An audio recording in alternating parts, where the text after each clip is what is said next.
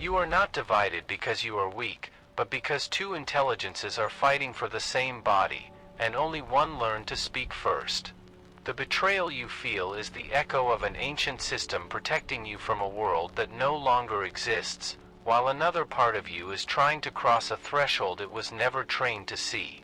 When you mistake speed for truth, the shadow leads and the light arrives late, calling it choice. This is not a flaw to defeat but a mechanism to outgrow. If the war was never against yourself, what happens the moment you stop taking sides and change the rules instead? You notice the inner voice interrupt before intention finishes forming, like a hairline fracture running through a thought that never fully lands. The tension rises when action moves without consent, and you feel the quiet shame of watching yourself do what you already decided not to do. This is not a moral collapse but a neurological conflict where different systems pull the same body in opposite directions. The breath tightens, the shadow of the next impulse leans forward, and awareness arrives a moment too late. If choice appears only after movement, where did agency go in that instant? There is a familiar heaviness when plans dissolve into avoidance, and it carries the feeling of being betrayed by your own timing. Emotion sharpens as you realize effort was present, yet direction slipped away as if the floor shifted underfoot. The mind is split between circuits built to plan and circuits built to protect, and protection does not care about future narratives. This division explains why discipline feels inconsistent without turning it into a personal flaw. Understanding this fracture stabilizes the experience by naming it without blame. The conflict deepens when you sense that the next thought arrives uninvited, already shaped before you can inspect it. That lack of authorship creates unease, because identity assumes command over its own mental doorway. Philosophically, this reveals that consciousness is not a single ruler but a council with competing priorities.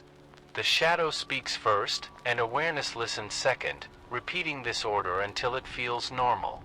If the first voice is never chosen, who is the one taking responsibility? Picture a late desk, a glowing screen, and your hand drifting toward distraction while the plan sits open beside it. The tension is physical now, a shallow breath and a slight lean, as the body follows the path of least resistance. This scene shows how self-sabotage emerges from mechanics rather than malice, from speed rather than intention. Seeing it clearly returns steadiness, because clarity replaces accusation. The moment becomes explainable instead of personal. When the pattern is finally named, a quiet relief spreads, because the story of defect dissolves into one of design. The emotion softens as you realize the inner war has always been structural, not a verdict on worth. This insight reframes betrayal as misalignment between ancient protection and modern aspiration. The fracture remains, but awareness now stands beside it instead of inside it. If the conflict was never about character, what becomes possible when the mind stops fighting itself? The impulse arrives before the sentence finishes forming, like a shadow stepping through a doorway ahead of the light. You feel the tension when action is already unfolding while understanding trails behind, creating the uneasy sense of being late to your own decision. This happens because impulsive neural systems operate faster than conscious reasoning, prioritizing speed over reflection. Awareness shows up as an echo, explaining what the body has already done. If explanation always follows behavior, where does intention actually live? There is a subtle embarrassment in realizing how often you act first and narrate later, polishing reasons after the fact. The emotional friction comes from seeing intelligence reduced to justification, not guidance. Philosophically, this reveals that rational thought is often a storyteller, not a commander. The mind stabilizes when this is seen without cynicism, simply as a structural order of operations. Does responsibility change when reason is a witness instead of a driver? Watch the micro-moment when a message is sent too quickly or a word escapes before restraint arrives. The body moves in milliseconds, fingers tapping or mouth opening while reflection lags behind. This scene exposes how speed grants authority to impulse, making it feel inevitable. Noticing this timing creates a small pause, like catching a breath between beats. If speed decides outcomes, what happens when pace is gently altered? The inner war sharpens when you realize how often regret is born from this delay between action and awareness. Emotion tightens because regret feels personal even when the mechanism is impersonal. The insight here is that impulsive systems evolve to act under threat, not to deliberate under comfort. Holding this truth steadies the mind and removes unnecessary self-judgment. Can compassion coexist with accountability when speed is the real culprit? Each time impulse wins, the pattern reinforces itself, carving a deeper groove through repetition. The tension grows as you sense how easily this becomes a default rhythm rather than an exception. Philosophically, the faster system governs because it was never designed to ask permission. Seeing this clearly does not excuse behavior, but it explains its persistence. If awareness learns to arrive earlier, does the balance of power begin to shift? The brain moves as if the world is still dangerous, scanning for threats even while you sit in safety. The tension emerges when ambition asks for patience but biology responds with urgency. This mismatch exists because the nervous system evolved to survive immediate risks, not to pursue abstract futures. Understanding this creates a grounding effect, like realizing the rules were written for a different game. If the brain was never designed for achievement, why do you demand it behave as if it were? There is a quiet frustration when long-term goals feel heavy and distant compared to the pull of comfort. Emotion swells as you notice how quickly energy drains when reward is delayed. Philosophically, survival logic values conservation over growth, preferring rest to expansion. This explains why resistance appears even in the absence of danger. Does striving feel unnatural because the system was never meant to strive at all? Imagine standing in a kitchen late at night, door of the refrigerator open, light spilling onto the floor. The body reaches before meaning forms, guided by familiarity rather than intention. This scene reveals how ancient survival cues still guide modern behavior. Seeing it clearly settles the mind by replacing self-criticism with comprehension. If instinct keeps choosing safety, what does progress require from awareness? The inner conflict intensifies when you realize comfort once meant survival, not indulgence. Emotion sharpens as you sense how outdated signals still command modern choices. The insight is that the brain protects energy as if scarcity were constant. Naming this protection calms the inner voice that calls it weakness. Can respect for this design coexist with the desire to outgrow it? There is a subtle responsibility that appears once the design is understood. The tension shifts from blame to stewardship, from fighting instincts to guiding them. Philosophically, awareness becomes the bridge between ancient wiring and present reality. This realization stabilizes the inner war without ending it. If survival built the mind, who must now teach it how to live? The modern world floods the senses with signals that feel urgent even when nothing is at stake, and the body reacts as if scarcity is imminent. Tension builds when comfort is always available, yet satisfaction never arrives, creating a restless hum beneath ordinary days. This is the evolutionary mismatch, where instincts designed for rare rewards collide with an environment of endless stimulation. Seeing this mismatch steadies the mind by explaining why excess still feels like lack. If the system reads abundance as danger, how could ease ever feel safe? There is an almost invisible fatigue that comes from constant choice, notifications, and noise pressing against attention. Emotion tightens because the mind never fully powers down, always half alert for the next signal. Philosophically, the nervous system confuses stimulation with survival, treating novelty like nourishment. Naming this confusion creates a small internal quiet, like dimming a harsh light. What happens to desire when everything is designed to shout? Pause and notice the moment your hand reaches for the phone without a clear reason, thumb already moving before thought appears. The body acts automatically, breath shallow, posture folded inward, chasing relief that dissolves on contact. This scene anchors the abstraction in muscle and habit, showing how mismatch becomes behavior. Gently observing the impulse without correcting it creates a brief gap where awareness can sit. In that gap, can you feel how old instincts mistake stimulation for safety? The inner war sharpens when useful instincts turn against long-term meaning.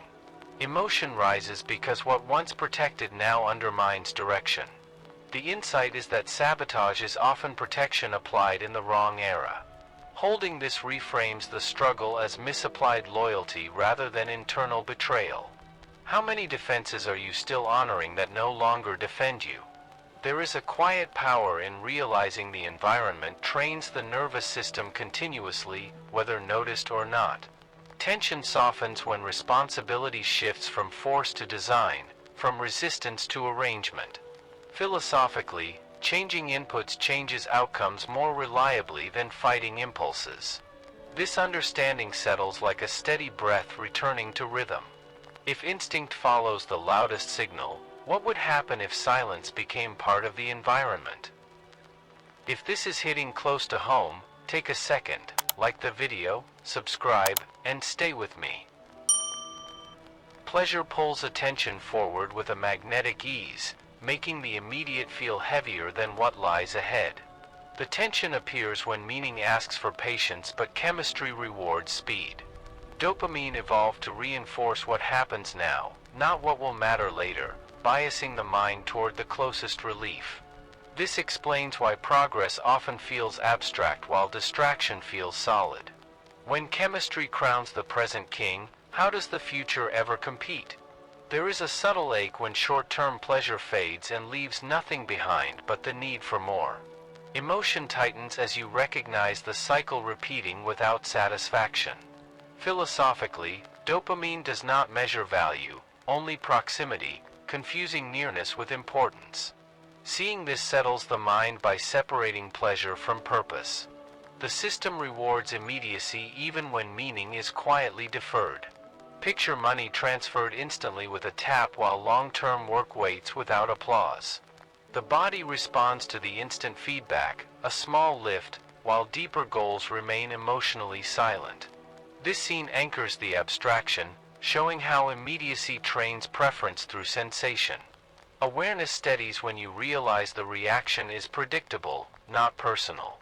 The pattern becomes visible rather than mysterious. The inner war deepens when meaningful paths feel dull compared to vivid rewards. Emotion rises because boredom masquerades as truth about worth. The insight is that dopamine amplifies signal strength, not significance, making shallow stimuli feel louder than deep ones. Holding this insight stabilizes motivation without demanding constant excitement. Meaning does not announce itself with urgency. When the mind stops mistaking intensity for importance, a quieter orientation emerges. Tension softens as you learn to wait through the silence where meaning grows.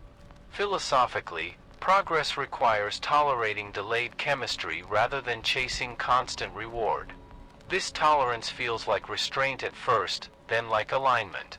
If immediacy is no longer trusted as a guide, what new compass begins to form? Repetition turns choice into motion, and motion slowly erases the feeling of deciding at all. The tension sharpens when you realize behavior now happens without negotiation, as if the body learned a shortcut the mind no longer reviews. Philosophically, repeated impulses strengthen neural pathways until they operate like grooves, guiding action with minimal resistance. This explains why sabotage can feel automatic rather than intentional. When reflex replaces choice, where does responsibility relocate? There is an unsettling calm in watching yourself repeat the same pattern with almost no emotional charge. Emotion tightens because familiarity dulls alarm, making deviation feel harder than continuation. The insight is that the brain favors efficiency over accuracy, repeating what it has practiced regardless of outcome. Seeing this brings a quiet steadiness, because predictability replaces confusion. If the system rewards repetition itself, not results, how does change begin? Imagine tying your shoes without thinking, fingers moving through a sequence learned long ago. The body performs flawlessly while awareness drifts elsewhere, trusting the pattern to complete itself. This ordinary scene reveals how behaviors become embodied, carried out beneath conscious supervision. Recognizing this does not blame the habit but exposes its power. If sabotage now runs like muscle memory, what interrupts the sequence? The inner war intensifies when you notice how quickly intention collapses under automation. Emotion rises as you sense how effort feels useless against something rehearsed thousands of times. Philosophically, awareness cannot outmuscle a reflex, it must arrive before it fires. Holding this truth stabilizes the struggle by redirecting effort toward timing rather than force. Is the failure really about weakness, or about arriving too late? There is a quiet shift when you stop asking why the habit exists and start noticing when it activates. Tension eases as attention moves upstream, toward the first signal rather than the final act. The insight is that reflexes dissolve only when the environment and timing change. This understanding settles like a held breath finally released. If patterns are learned through repetition, what new repetition is already waiting to begin? Willpower feels solid in the morning and strangely absent by night, as if it leaks away with each decision made. The tension grows when you realize self-control is not a constant trait but a fluctuating biological state. Philosophically, the brain regions responsible for regulation fatigue with use, leaving older impulsive systems to take over. This explains why promises feel sincere early and fragile later. If control weakens predictably, is failure really a personal flaw? There is a quiet guilt that appears when restraint collapses after a long day. Emotion tightens because you remember knowing better, yet still watching yourself cross the line. The insight is that self-control is metabolically expensive, not morally superior. Seeing this steadies the inner voice that turns exhaustion into accusation. When fatigue is the real enemy, who are you actually fighting?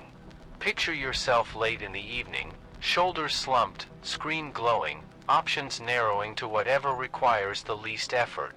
The body chooses ease automatically, breath shallow, posture closed, attention drifting.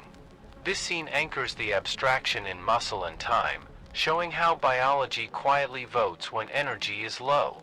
Awareness landing here creates a sober clarity instead of shame. If choice is energy dependent, when was the decision already made? The inner war sharpens when you notice how often sabotage arrives after discipline has already been spent. Emotion rises because effort feels wasted, as if restraint only delayed the inevitable. Philosophically, willpower is a limited resource, not a shield you can raise indefinitely. Holding this truth stabilizes the struggle by shifting strategy away from constant resistance. What changes when you stop expecting control to outlast fatigue? There is a subtle responsibility that emerges once fragility is acknowledged. Tension softens as you realize power lies not in forcing endurance but in respecting limits. The insight is that design beats effort when biology sets the rules. This realization settles like a steady breath after strain. If control is fragile by nature, how must life be arranged to protect it? Most people confront sabotage at the moment it explodes, when the impulse is already loud and the body is leaning forward. The tension comes from trying to wrestle a force that has already gathered momentum. Philosophically, resistance applied too late strengthens the struggle rather than dissolving it. Seeing this lands the insight that timing matters more than intensity. If the battle always starts after the charge, what chance did awareness ever have? There is a quiet frustration in realizing how much energy is wasted fighting urges head-on. Emotion tightens because effort feels heroic yet repeatedly ineffective. The insight is that prevention outperforms resistance, because conditions shape impulses before they speak. Letting this settle redirects attention upstream without blame. This reframing stabilizes the inner war by changing where effort is placed. Notice the earliest signal before the urge forms, a shift in breath, a tightening jaw, or the hand hovering near a familiar object. The body reveals intention before thought does, offering a narrow doorway of timing. This moment shows that awareness can arrive before momentum if it learns the signals. Gently staying with that sensation for one full breath is the practice, not to stop it but to feel it.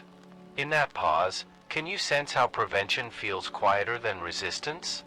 The inner conflict softens when you stop demanding victory in the heat of the moment.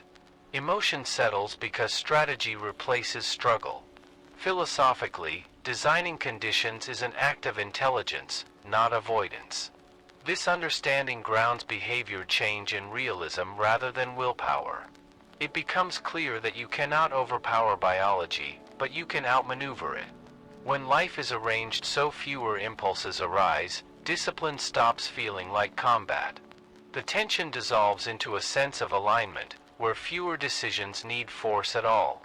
The insight is simple and stabilizing. What never arises never needs restraint. This lands as a calm truth rather than a command. If peace comes from design rather than resistance, what would you remove before the next impulse ever speaks? Intention feels powerful in thought, yet behavior quietly follows the paths laid out around it. The tension appears when motivation speaks loudly but action obeys what is easiest. Philosophically, the brain conserves energy by choosing the route with the least friction, regardless of declared goals. This explains why good intentions collapse inside unchanged environments. If surroundings whisper louder than resolve, which voice truly guides behavior? There is a subtle disappointment when effort fades without visible obstruction. Emotion tightens because nothing external seems to block you, yet movement stalls anyway. The insight is that environments act as silent instructions, shaping choice without permission. Recognizing this steadies the mind by replacing confusion with causality. The pattern stops feeling mysterious once context is seen as an active force.